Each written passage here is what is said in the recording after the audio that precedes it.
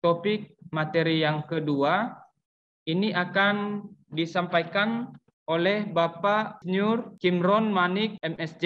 Bapak ini menjabat sebagai Direktur Keberlanjutan Konstruksi, Direktorat Jenderal Bina Konstruksi, Kementerian Pekerjaan Umum dan Perumahan Rakyat.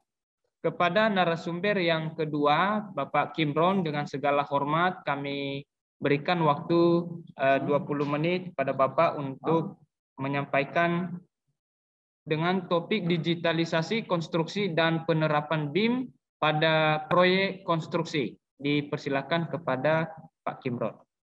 Terima kasih Pak Moderator.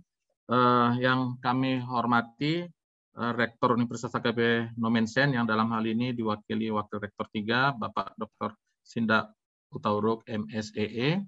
Kemudian yang kami hormati Dekan Fakultas Teknik Universitas AKB Serpong Dr. Insinyur Timbang Pangaribuan STMT, kemudian Kepala Program Studi Teknik Sipil Universitas AKB Nomensen, Ibu Tiorma Saragi, para narasumber, para peserta webinar yang kami hormati. Assalamualaikum warahmatullahi wabarakatuh. Shalom, Om Swastiastu, Namo Buddhaya, salam kebajikan, salam sejahtera untuk kita semua. Pertama-tama, kembali kita ucapkan puji syukur kehadirat Tuhan Yang Maha Esa atas limpahan rahmat dan karunia-Nya kita bisa mengikuti acara webinar seri 1 dengan tema Dunia Konstruksi Teknik Sipil dalam Era Digital dalam Keadaan Sehat Walafiat. Paparan saya mulai.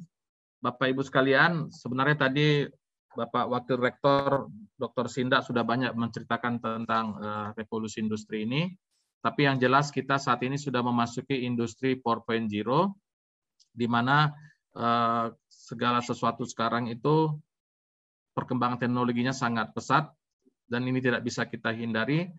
Justru sekarang tantangannya harus kita respon dengan kesiapan data, teknologi, dan yang paling penting SDM yang memadai. Lanjut.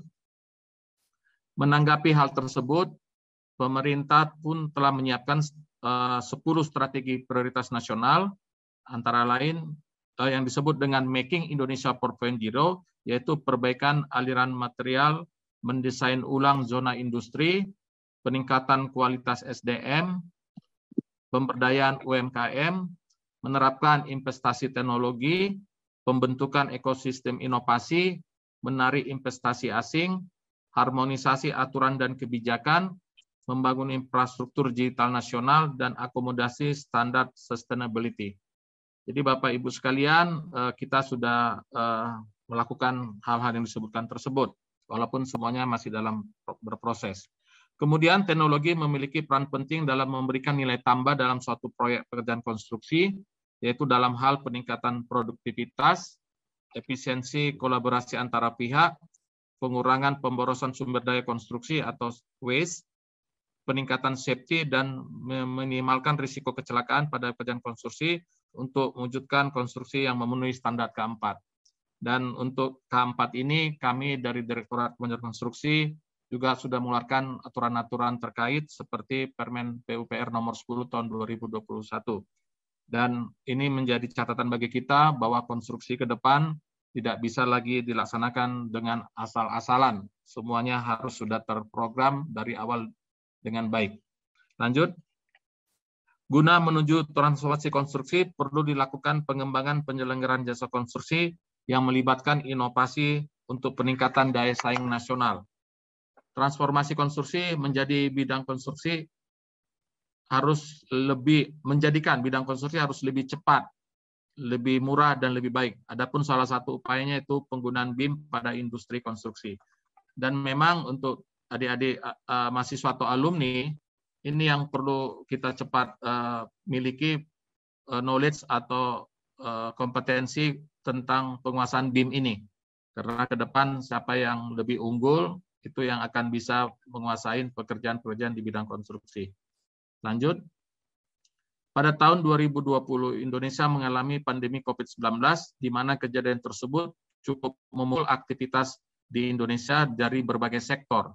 Namun di sisi lainnya, adanya pandemi COVID-19 telah merubah pola aktivitas masyarakat, terutama di dunia kerja. Adanya pandemi COVID-19 dan kebijakan pembatasan sosial menuntut kita mampu beraktivitas dengan menerapkan protokol kesehatan dan physical distancing. Dengan adanya beberapa perubahan itu, pemerintah menanggapi dengan melakukan beberapa percepatan pengembangan teknologi yang sekaligus menjadi upaya dalam percepatan penerapan industri 4.0. Sejalan dengan hal tersebut, diperlukan perubahan dalam proses bisnis industri konstruksi 4.0 seperti digital physical, connectivity dan computer power, human machine interface, analytical intelligence untuk meningkatkan efisiensi, menurunkan biaya produksi dan memperbaiki proses produksi. Dan ini bisa dijawab dengan hadirnya Building Information Modeling atau BIM. Lanjut. Bapak Ibu sekalian, Undang-Undang Nomor 2 Tahun 2017 tentang Jasa Konstruksi telah mengamanatkan mengenai penggunaan teknologi dalam pelaksanaan kegiatan konstruksi di lapangan. Jadi ini sudah ada dasar hukum yang kuat bagi kita bahwa saat ini kita harus terus menerapkan inovasi teknologi dalam rangka menciptakan nilai tambah di sektor jasa konstruksi. Dan itu bisa kita lihat antara lain teknologi sederhana tepat guna padat karya, teknologi yang berkaitan dengan posisi geografis Indonesia, teknologi konstruksi berkelanjutan, teknologi material baru yang berpotensi tinggi di Indonesia, teknologi dan manajemen pemeliharaan aset infrastruktur. Lanjut. Sejak tahun 2017, Kementerian PUPR telah mengadop Building Information Modeling dalam rangka percepatan penggunaan oleh seluruh stakeholder. Dilanjutkan dengan memberikan BIM dengan standar nasional Indonesia atau SNI, sehingga bisa memberikan standar kurikulum dan kompetensi BIM untuk universitas dan profesi. Selain dengan kebijakan tersebut, Kementerian PUPR telah menerbitkan beberapa regulasi penerapan BIM, antara lain Permen PUPR Nomor 9 Tahun 2021 tentang pedoman penyelenggaraan konstruksi berkelanjutan, serta Permen PUPR Nomor 22 Tahun 2018 tentang pembangunan gedung negara. Jadi Bapak Ibu, aturan-aturan kami secara bertahap sudah mensyaratkan penggunaan BIM dalam perhitungan-perhitungan perencanaan, pelaksanaan maupun dalam operasi pemeliharaan. Lanjut. Penerapan teknologi BIM dapat dalam pelaksanaan kegiatan konstruksi merupakan salah satu upaya yang dapat dilakukan dalam rangka mempercepat pembangunan infrastruktur di Indonesia. Kehadiran teknologi tersebut mampu memberikan nilai tambah bagi pelaksanaan pembangunan infrastruktur, khususnya bagi kami di PUPR. BIM merupakan representasi digital dari karakter fisik dan karakter fungsional suatu bangunan. Penggunaan BIM dapat memuat semua informasi mengenai elemen-elemen bangunan yang dapat digunakan sebagai basis data dalam rangka pengambilan keputusan sejak tahapan konsep hingga demolisi bangunan atau pembongkaran bangunan. Kemudian lanjut, BIM mindset telah mengubah proses konvensional di mana proses komunikasi yang terpisah-pisah menghasilkan produk yang kurang sesuai dengan proses yang digital, menjadi proses yang digital sehingga mampu meningkatkan efektivitas komunikasi dalam mencapai hasil akhir yang diinginkan oleh pengguna.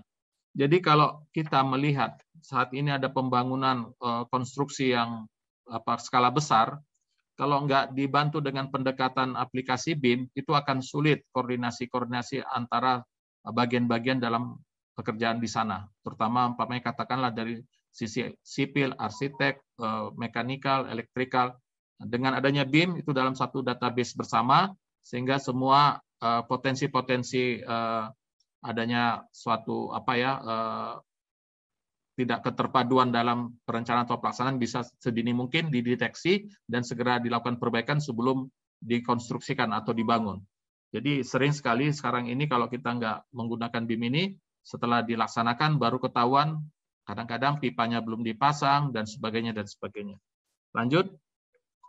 BIM telah merubah proses digitalisasi mulai dari tahap SITLAT Prokom, yaitu Survey, Investigation, Design, Land Acquisition, Construction, Operation, and Maintenance. Seperti saya katakan tadi, jadi BIM itu diupayakan ya dari seluruh tahapan-tahapan suatu siklus konstruksi, dia berperan untuk menjaga konsistensi mulai dari tahap perencanaan sampai operasi pemeliharaan.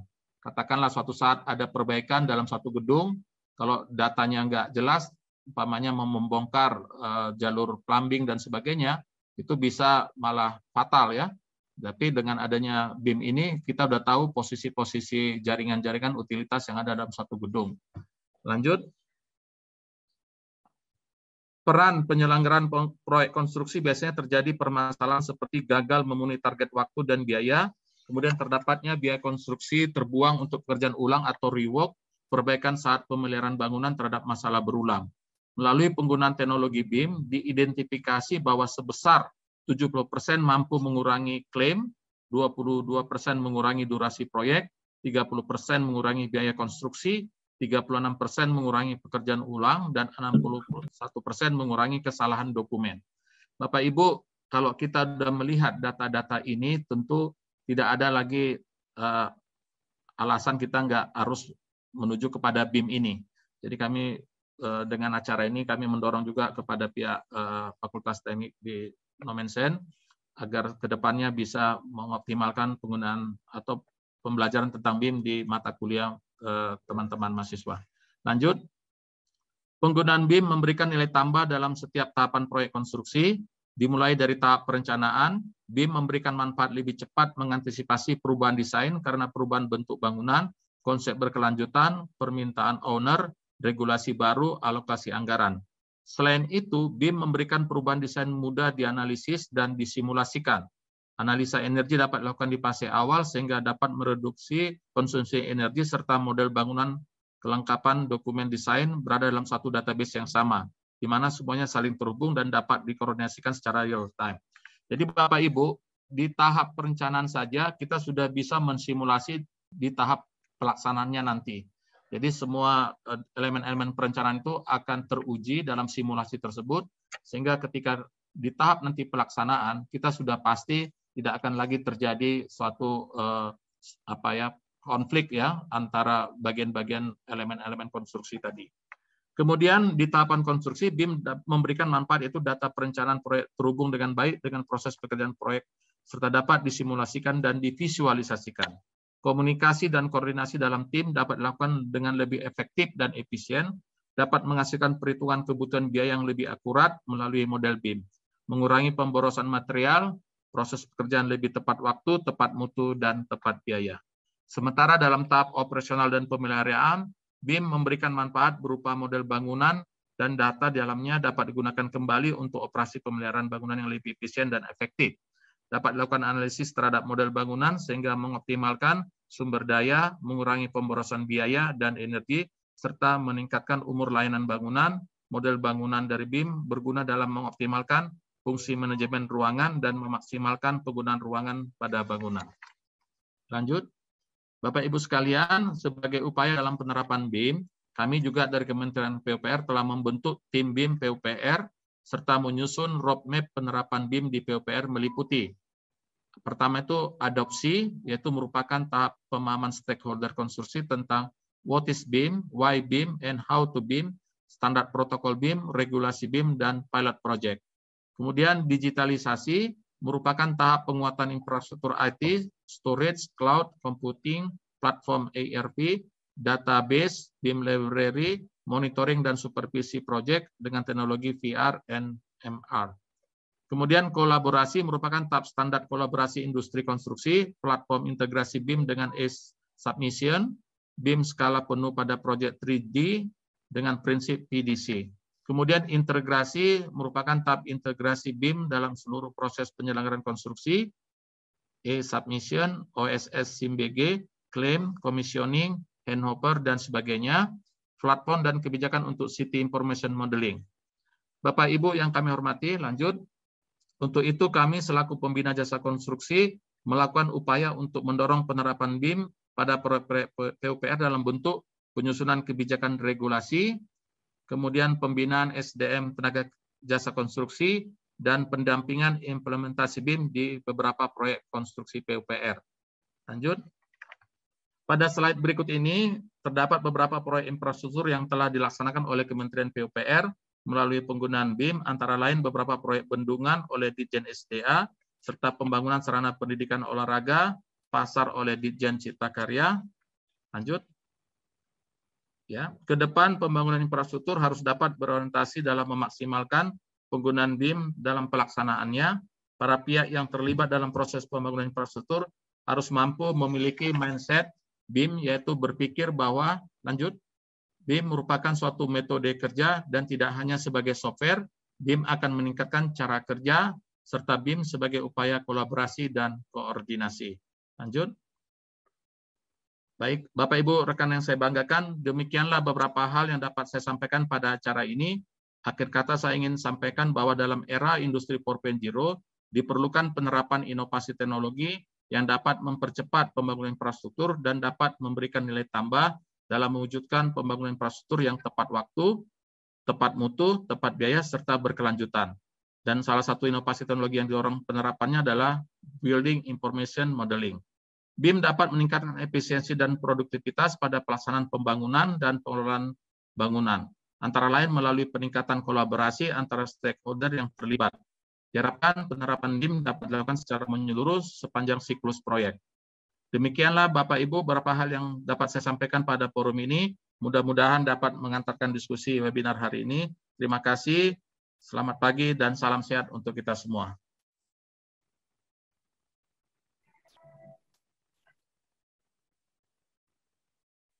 Oke, baik.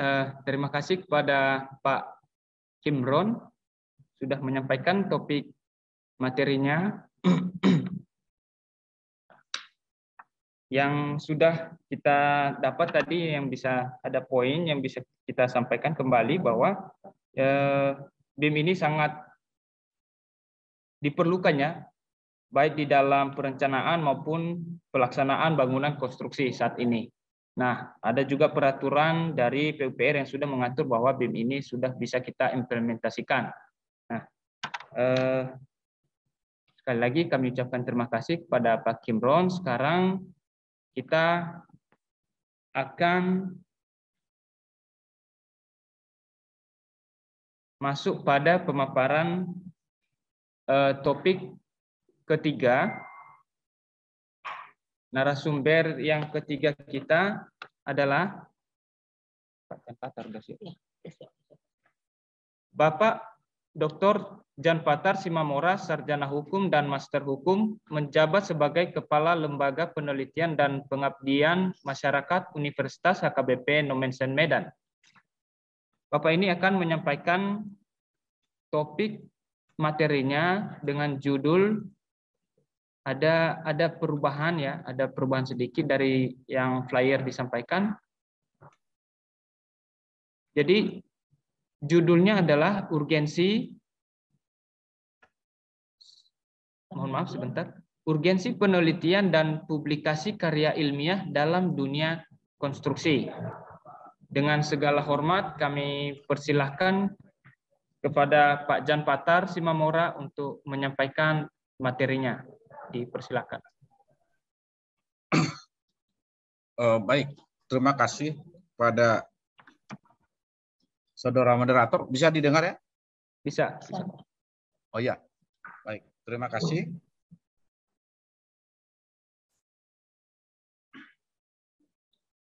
Terima kasih buat saudara moderator. Agak sedikit terkendala ini untuk men-share, tapi nanti bisa saya bagikan ya melalui moderator materinya. Akan saya sampaikan saja. Berapa lama waktunya, Pak? Kami persilahkan waktunya 20 menit pada Pak Jan Patar, dan sudah bisa di-share screen Pak ya. Kami sudah buat Pak Jan Patar sebagai co-host. Oh ya. Bentar ya.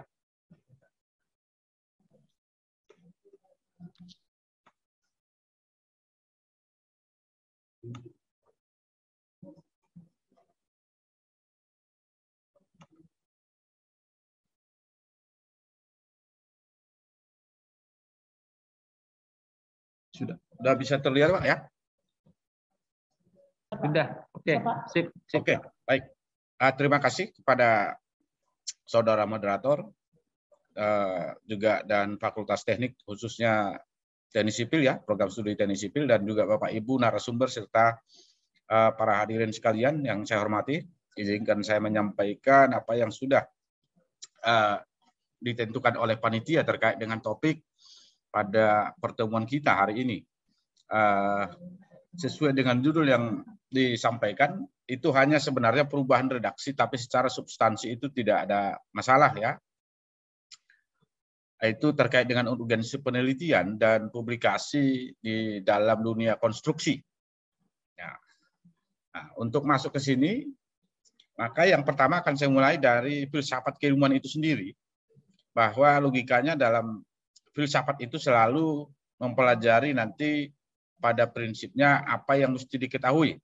Dengan menggunakan istilah apa yang mesti diketahui itu, ketahuilah apa yang diketahui, dan juga kemudian ketahui apa yang tidak diketahui. Nah, yang tidak diketahui inilah yang kemudian memunculkan rasa penasaran terhadap manusia untuk melakukan kajian-kajian lebih lanjut, termasuk dalam rangka pengembangan ilmu pengetahuan. Ada rasa ingin tahu, dan ketika sudah ada pun ada keraguan-raguan. Maka salah satu nanti sifat dari peneliti itu dia lebih bersifat skeptis, ya, kurang percaya, kurang yakin dengan sesuatu hal, sehingga timbul ketertarikan untuk melakukan penelitian lebih lanjut. Bagaimana sesungguhnya akan kebenaran yang bisa digali atau yang bisa dicapai dari sebuah proses penelitian itu sendiri. Nah, itu dasar pemikiran kita untuk kemudian bekerja menjadi peneliti atau melakukan sebuah penelitian, ya. Lalu kemudian apa itu penelitian? Ya, pada dasarnya tentu merupakan suatu usaha yang didasari dari rasa ingin tahu dalam tentu taraf-taraf keilmuan yang mau dikembangkan. Lalu kemudian pekerjaan itu akan dimulai dan akan lebih bagus ketika ada ketertarikan. Jadi bukan karena sesuatu keharusan. Misalnya kita karena menempuh proses pendidikan. Nah, ini pada umumnya tidak akan berlangsung atau tidak akan eksis kalau hanya sekedar memenuhi prasyarat untuk ketentuan-ketentuan atau profesi tertentu. Tapi ini harus didasari pada sebuah ketertarikan. Kalau tidak nanti, maka penelitian itu tidak akan berkembang lebih jauh menjadi melahirkan sebuah temuan, sebuah konsep, sebuah pemikiran, bahkan ide maupun doktrin, termasuk teori yang lebih tinggi nanti bisa dilahirkan dari sebuah proses ilmiah. Oleh karena itu, dari situ kemudian kita simpulkan bahwa penelitian itu merupakan upaya atau kegiatan yang dilakukan untuk melakukan mulai dari pengumpulan, pengolahan, sampai pada kemudian menganalisis, lalu kemudian menyajikan apa yang telah kita peroleh. Tentu dengan catatan harus dilakukan secara objektif, jadi tidak ada keberpihakan di dalamnya begitu, dan bisa kemudian diukur, serta sistematis, tersistem. Nah, itu makanya dalam penelitian itu butuh metode. Jadi harus ada sistem yang digunakan yang kemudian bisa diuji kebenarannya. Nah, lalu bagaimana peran penelitian itu sendiri? Tentu ini ada beberapa hal yang membuat bahwa suatu penelitian itu mesti dilakukan dengan melihat peran itu. Yang pertama, bagaimana kemudian sebuah penelitian itu mampu menjawab atas suatu pertanyaan dengan benar, ya, dengan benar. Jadi, maka salah satu nanti tujuan dari penelitian tentu kan untuk mencari kebenaran, ya. Oleh karena itu dia harus objektif, tidak ada keberpihakan termasuk pada diri sendiri. Jadi kita harus memberikan penilaian secara atau seobjektif mungkin. Lalu kemudian peranan penelitian juga itu untuk melakukan pemecahan atas suatu permasalahan yang dilakukan secara ilmiah. Lalu kemudian membantu untuk melakukan atau memperoleh temuan-temuan atau pengetahuan baru, serta dalam upaya pengembangan ilmu pengetahuan. Ini tentu sejalan dengan dinamika kehidupan manusia yang selalu dinamis sifatnya, berkembang dari waktu ke waktu, berkembang dari masa ke masa, sehingga kemudian ilmu pengetahuan juga akan turut berkembang seiring dengan dinamika kehidupan pada manusia itu sendiri. Lalu apa sifat-sifat yang mesti dijaga atau diperhatikan oleh seorang peneliti? Maka dia tentu karena dia harus berpikir untuk melakukan penelitian, maka pikiran itu harus ditunjukkan melalui beberapa sifat. Yang pertama itu adalah skeptis, itu yang saya sampaikan di awal. Jadi harus ada kekurang percayaan. Kekurang percayaan itu dalam arti positif, ya. Jadi kekurang percayaan ingin mendalami sesuatu hal itu dari ketidakpercayaannya misalnya pada apa yang telah ditemukan sebelumnya. tentu harus nanti dibuktikan seobjektif mungkin. Lalu kemudian bersifat menganalisis, jadi tidak cukup hanya mengadopsi sana sini ya, mengutip sana sini atau kemudian hanya membaca dan seterusnya, tidak cukup hanya itu, tapi dia harus bersifat menganalisa. Lalu kemudian tentu caranya peneliti bekerja tentu harus tersistem.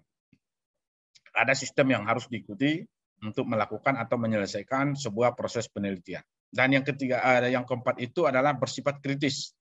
Jadi dia harus bisa mengkritisi atau menanggapi dari berbagai sudut pandang yang digunakan, tentu dengan catatan tadi secara ilmiah, bagaimana kemudian untuk menemukan hal-hal yang mungkin lebih baru atau lebih baik dari yang sudah ada sebelumnya. Ya. Nah, lalu itu akan berinci dari gambaran-gambaran sifat peneliti sebagai berikut. Jadi yang pertama, sifat peneliti tadi itu tidak akan mungkin ada kalau tidak ada rasa ingin tahu. Maka rasa ingin tahu inilah nanti yang kemudian mendorong atau memotivasi untuk melakukan penelitian. Kalaupun sudah ada penelitian, tentu paling tidak dia akan meneruskan atau melakukan penelitian lanjutan dari apa yang sudah ada sebelumnya. Lalu juga ada tentu di dalamnya kecerdasan, ya, ini akan sangat dibutuhkan bagi seorang peneliti, termasuk juga daya hayal. Jadi imajinasi itu sangat dibutuhkan karena dia nanti bisa sampai membayangkan apa yang belum ada. Sekiranya itu ada, bagaimana konsekuensinya dan seperti apa dalam implementasinya. Itu akan bisa nanti masuk dalam bayang-bayang atau alam pemikiran sebelum kemudian nanti dilakukan penelitian. Lalu ada inisiatif yang harus dimiliki oleh seorang peneliti. Jadi informasi tentu pasti sangat dibutuhkan, baik dari berbagai referensi, apakah buku, internet, jurnal, dan seterusnya. Lalu kemudian ada daya cipta ya, dan inovasi. Jadi daya cipta ini tentu mendorong temuan-temuan baru, ya, pada prinsipnya seperti itu. Lalu ada pengamatan yang mungkin bisa saja dilakukan secara intensif, termasuk berkesinambungan secara terus-menerus, serta yang paling utama, dan ini juga selalu kita tekankan, bagaimana seorang peneliti itu harus memegang teguh kejujuran. Nah, kejujuran dalam menuangkan ide dan pemikiran, termasuk dalam mengutip atau mengambil karya orang juga harus dinyatakan secara jujur. Maka pada prinsipnya kejujuran itu akan ditekankan pada diri sendiri paling utama.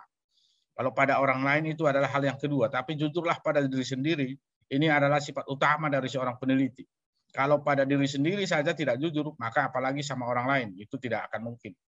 Nah, ini yang sangat-sangat penting dicatat juga dari sifat seorang peneliti. Lalu bagaimana kemudian itu dikembangkan untuk membangun sifat antusiasme atau ketertarikan dan semangat, termasuk di dalamnya adalah sifat ambisi untuk melakukan sesuatu kegiatan itu secara ilmiah. Lalu kemudian lebih lanjut, sumber-sumber mana yang kemudian bisa kita gunakan sebagai ide dalam membangun sebuah penelitian?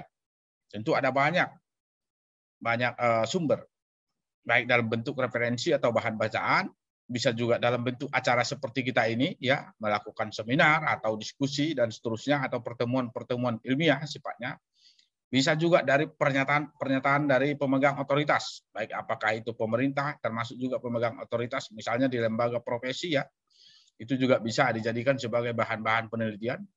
Juga bisa dari pengamatan sepintas, yang misalnya orang hanya sepintas atau katakanlah sekilas melihat sesuatu objek, lalu kemudian muncul ketertarikan untuk menganalisis atau meneliti lebih lanjut.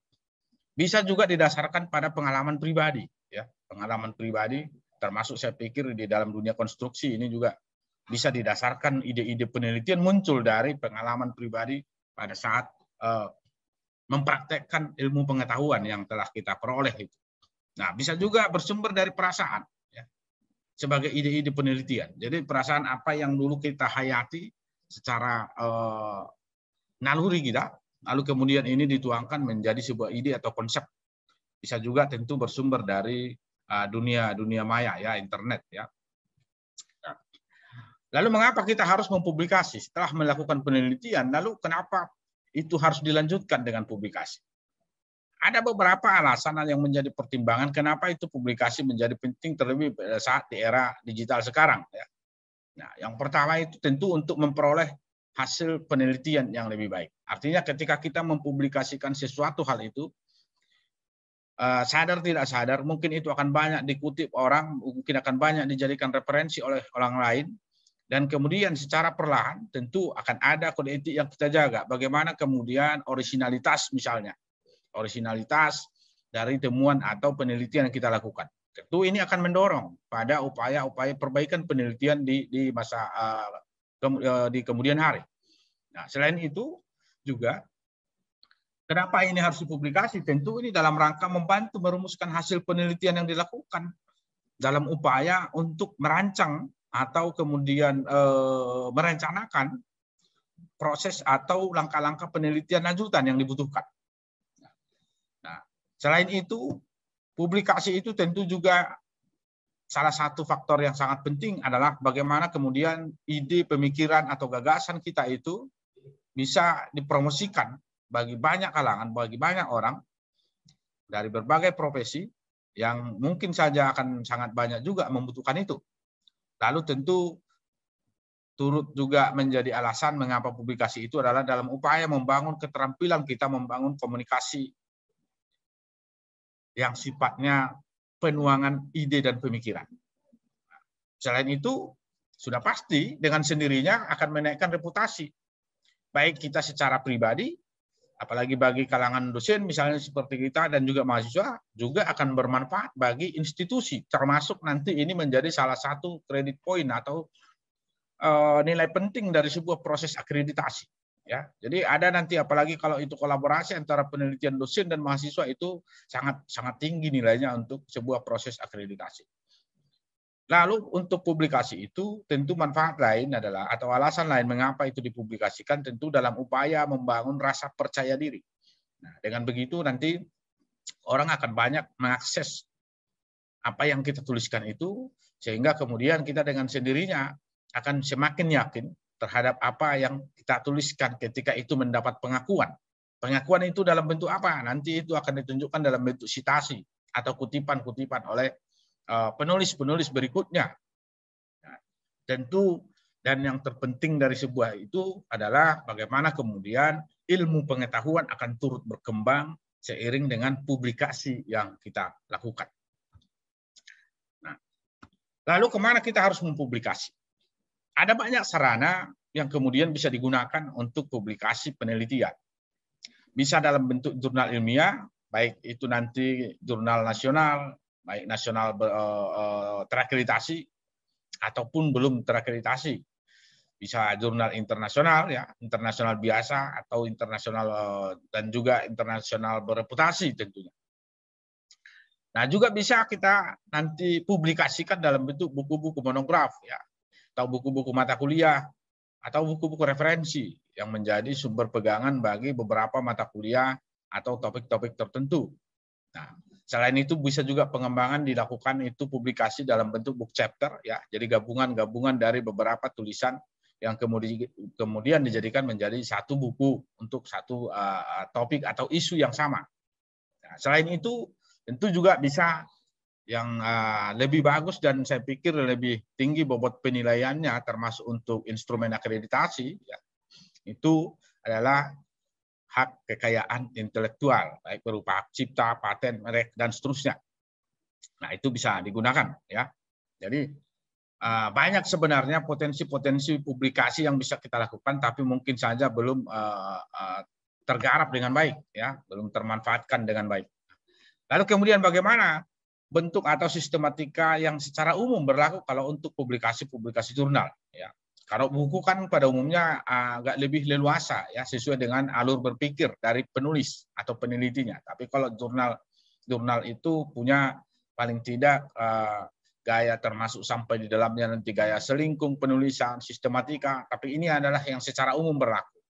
Mulai dari itu judul, abstrak sampai kata kunci, lalu kemudian ada pendahuluan, ada metode yang dibutuhkan, lalu kemudian hasil pembahasan, kesimpulan, dan tentunya saran, serta dilengkapi dengan daftar pustaka. Ya.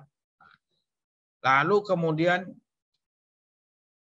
apa yang menjadi urgensi atau begitu pentingnya publikasi? Nah, bagi yang melakukan studi tentu ini menjadi, apalagi untuk masa sekarang, adalah menjadi syarat kelulusan.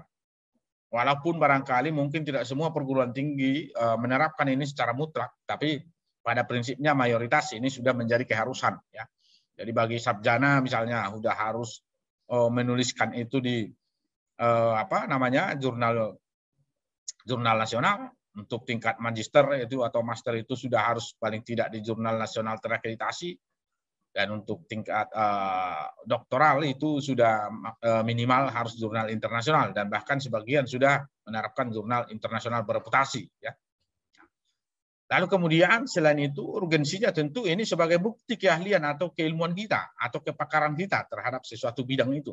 Jadi kalau misalnya kita konsisten menulis suatu topik, katakan bidang konstruksi, kita konsisten di bidang itu, nanti suatu ketika alur berpikir pembaca atau penggemar kita, penggemar terhadap ide-ide dan pemikiran kita, sering ketika misalnya berbicara topik ini, oh itu biasanya si Anu yang berbicara itu. Bisa saja itu akan ditelusuri di dunia maya atau di Google, di mana kita punya keahlian yang diakui orang atau kepakaran kita.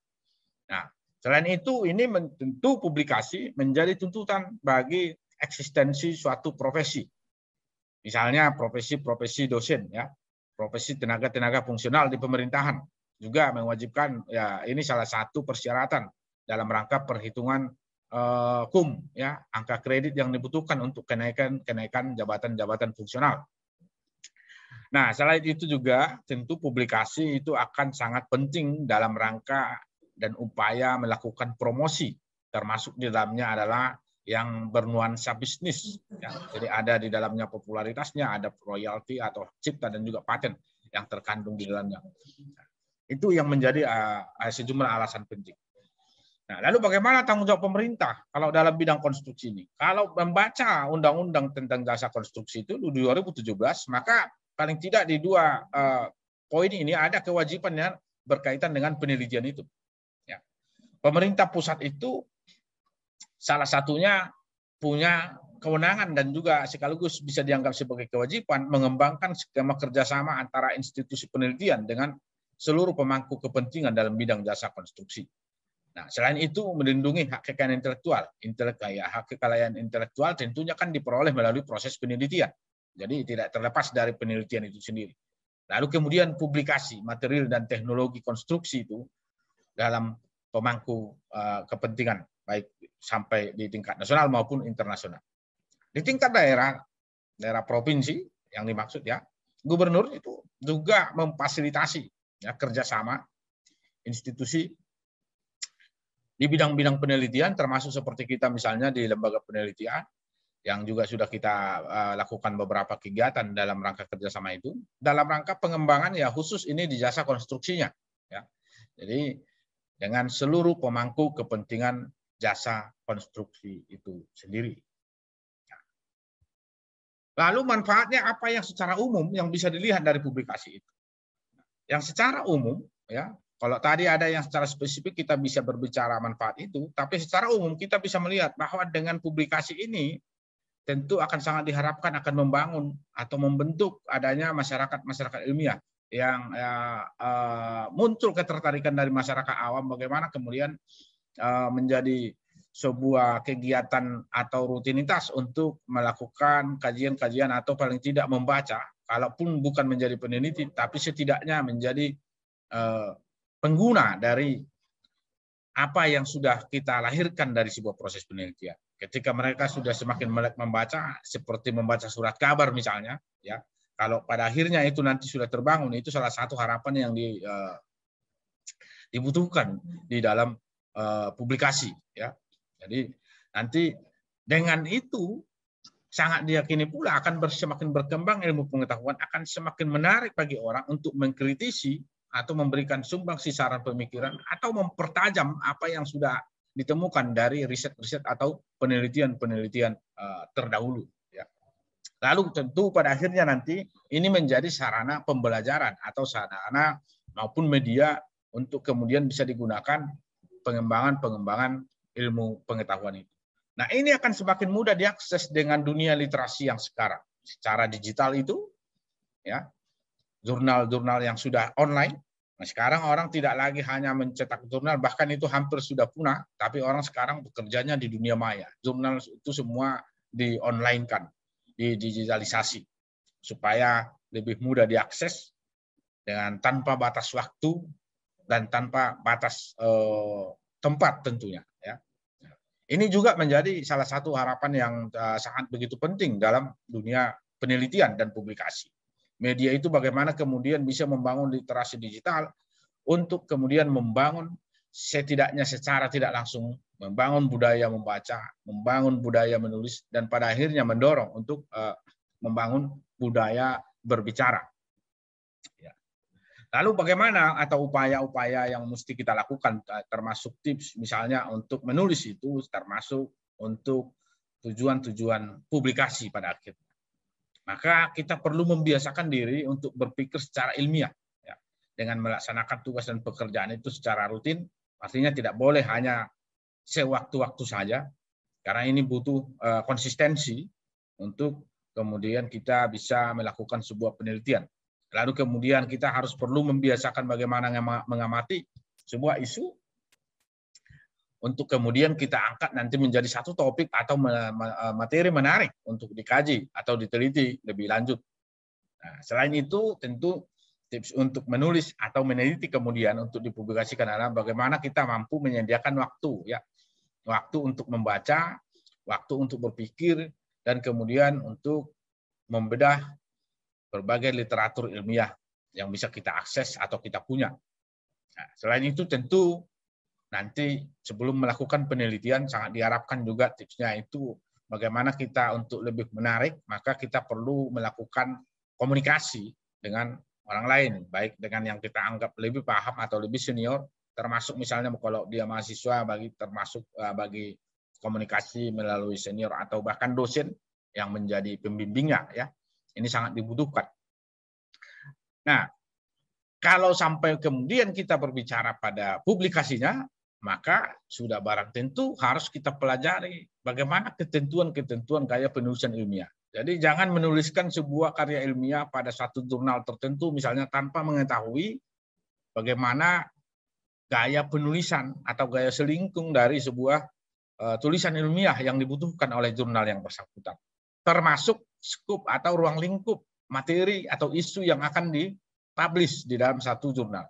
Jadi misalnya jangan sampai nanti sudah tahu itu kita misalnya jurnal konstruksi, tapi yang dikirim adalah yang berhubungan dengan topik lain di luar itu. Ya sudah pasti misalnya ya tanpa dibaca pun mungkin saja itu sudah bakal ditolak karena sudah di luar daripada skop keilmuan yang menjadi batasan-batasan pengelolaan isu oleh jurnal itu sendiri.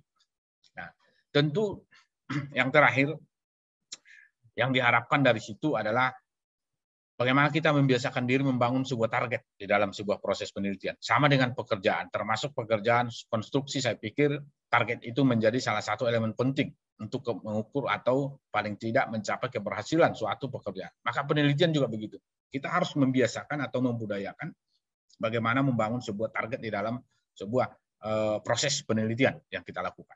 Nah, saya pikir itu untuk sepintas yang bisa kita sampaikan. Nanti boleh kita perdalam melalui diskusi kalau ada pertanyaan-pertanyaan yang berkaitan dengan materi yang kita sampaikan. Demikian yang bisa saya sampaikan, kurang lebih mohon maaf jika ada yang kurang berkenan. Terima kasih. Saya kembalikan pada moderator.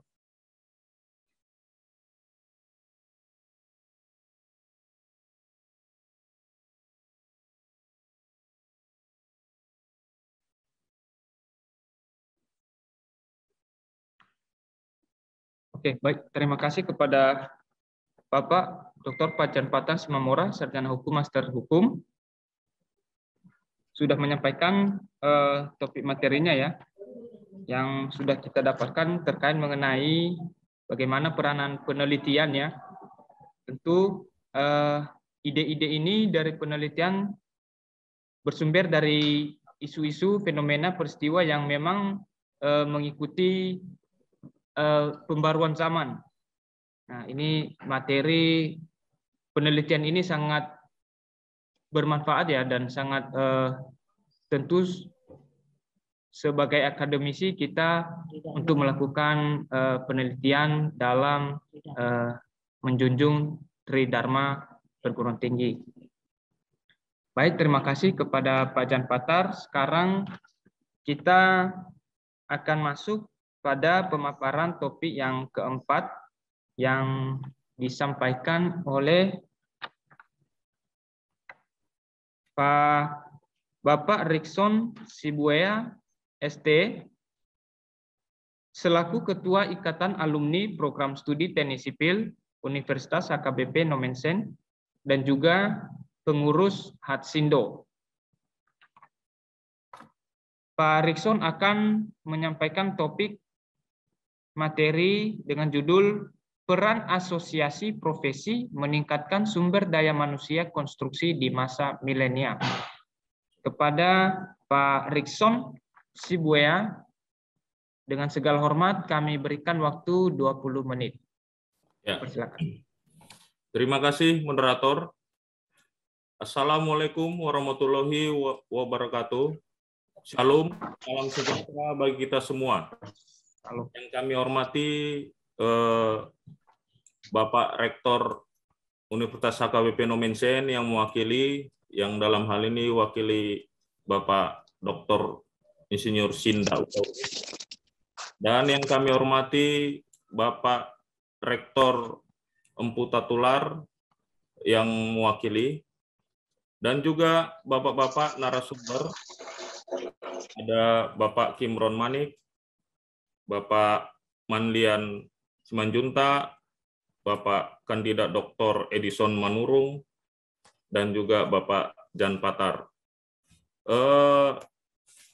Kami awali dari pemaparan ini, kami coba dengan singkat.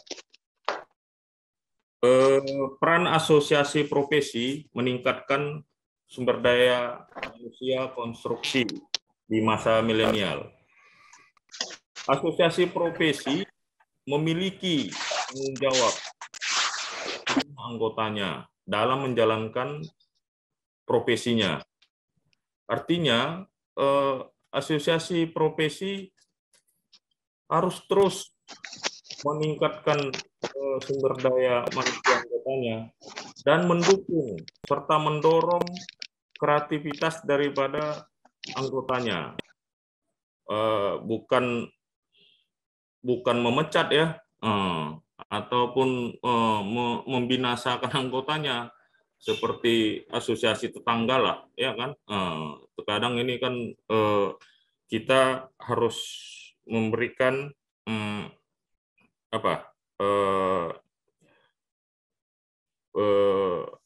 memberikan suatu masukan kepada anggota untuk dapat berkreativitas.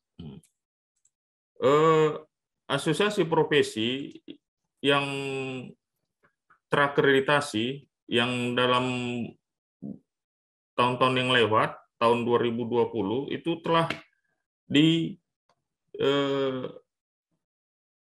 diputuskan oleh Kementerian PUPR berdasarkan Kepmen 1410 tahun 2020 tanggal 4 September 2020, bahwa asosiasi profesi itu dari sekitar 70-an asosiasi profesi, sehingga mengkerucut menjadi sekitar 25 asosiasi profesi. Sedangkan asosiasi badan usaha sekitar 80-an itu mengkerucut menjadi saat ini yang kita tahu ada 12. Dari 12 ini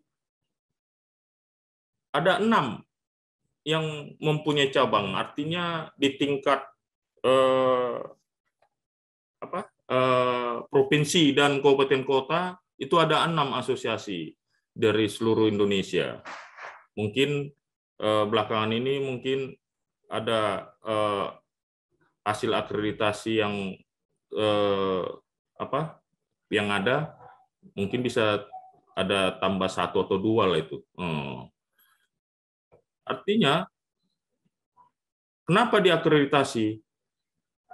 Pemerintah dalam menjalankan kebijakannya sesuai dengan amanat Undang-Undang Nomor 2 tahun 2017 serta ini dia, serta amanat daripada Undang-Undang Cipta Kerja nomor 11.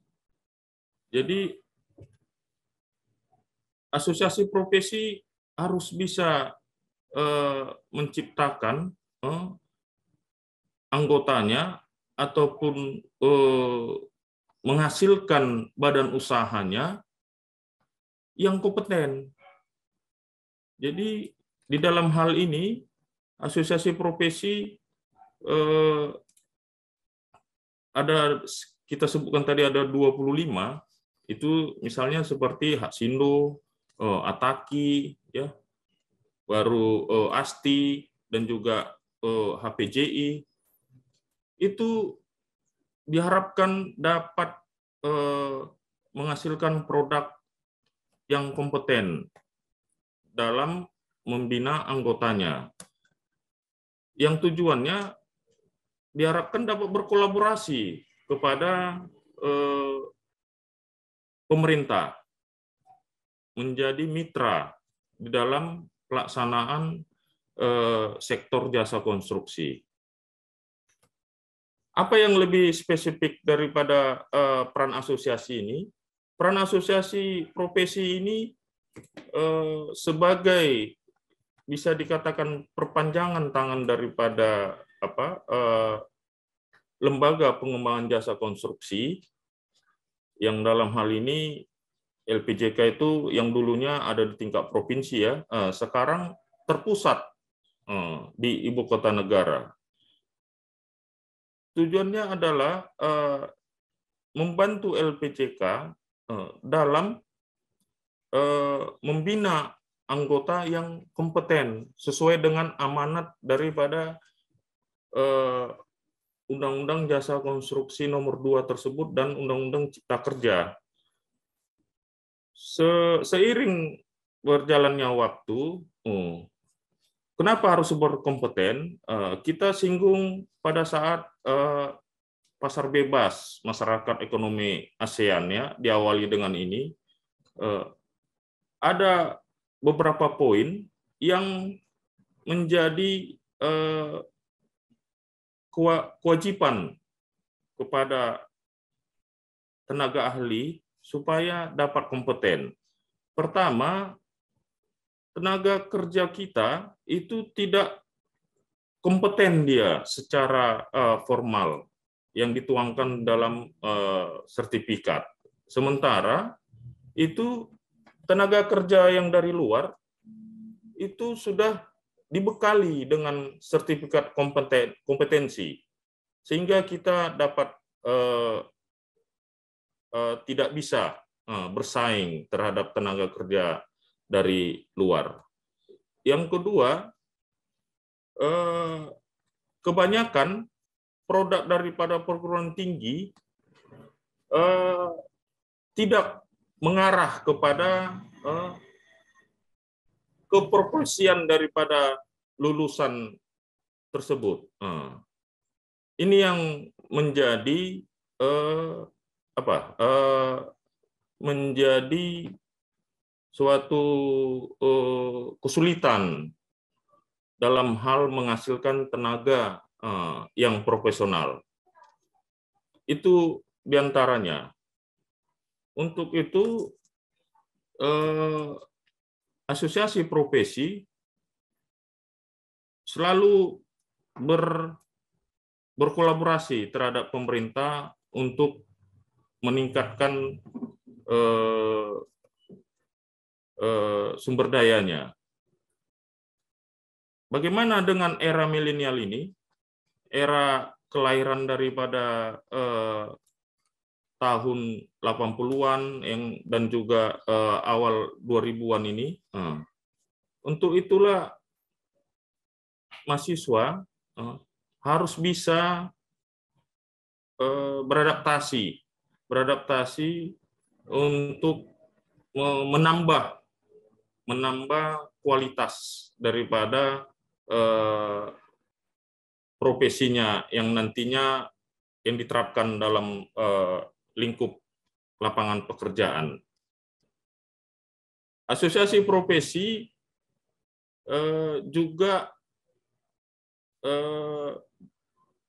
meminta kepada lulusan-lulusan daripada perguruan tinggi untuk bisa segera mendapatkan sertifikat melalui asosiasi profesi yang ada. Sertifikat apa? Sertifikat kompetensi yang nantinya dapat dipergunakan untuk menjalankan profesinya. Mengingat jumlah daripada tenaga ahli yang ada untuk tahun 2020, data tahun 2020, untuk Sumatera saja, Sumatera Utara, itu ahli muda hanya 1.600-an. 1.600-an tenaga ahli muda. Untuk ahli madya itu ada 2.000-an. Kita bayangkan kebutuhan daripada tenaga ahli untuk sektor jasa konstruksi sangatlah minim. Ditambah lagi dengan adanya regulasi yang ada saat ini yang menuntut agar tenaga ahli bisa berkompeten melalui sistem OSS yang ada sekarang. Artinya apa? Kalau dulu si A itu bisa dipakai oleh badan usaha entah berapa banyak. Sekarang nggak bisa lagi. Dan itu terdata secara digital. Terdata di dalam sistem informasi di Kementerian PUPR, dalam hal ini di Bina Jasa Konstruksi. Sehingga tenaga ahli dituntut untuk dapat profesional dia di bidangnya. Artinya, di mana dia bernaung, dia harus di situ dia berkreasi. Dia tidak bisa misalnya menyambi di badan usaha yang lain dan perusahaan yang lain. Untuk itu, asosiasi profesi, apalagi di dalam lingkup regional Sumatera Utara, mengingat pesatnya perkembangan daripada regulasi yang dikeluarkan oleh pemerintah, terus terang asosiasi profesi sebenarnya kewalahan dengan regulasi yang ini. Untuk menanggulangi itu, asosiasi profesi berkolaborasi di Sumatera Utara, sehingga dibentuklah yang namanya Sekber. Karena kemampuan daripada asosiasi profesi kepada umumnya terbatas untuk untuk menerapkan apa yang diamanatkan oleh pemerintah, yang dalam hal ini Kementerian PUPR. Itu mungkin yang bisa kami sampaikan yang singkat ini. Nanti kita lanjutkan dengan sistem tanya jawab. Demikian, moderator.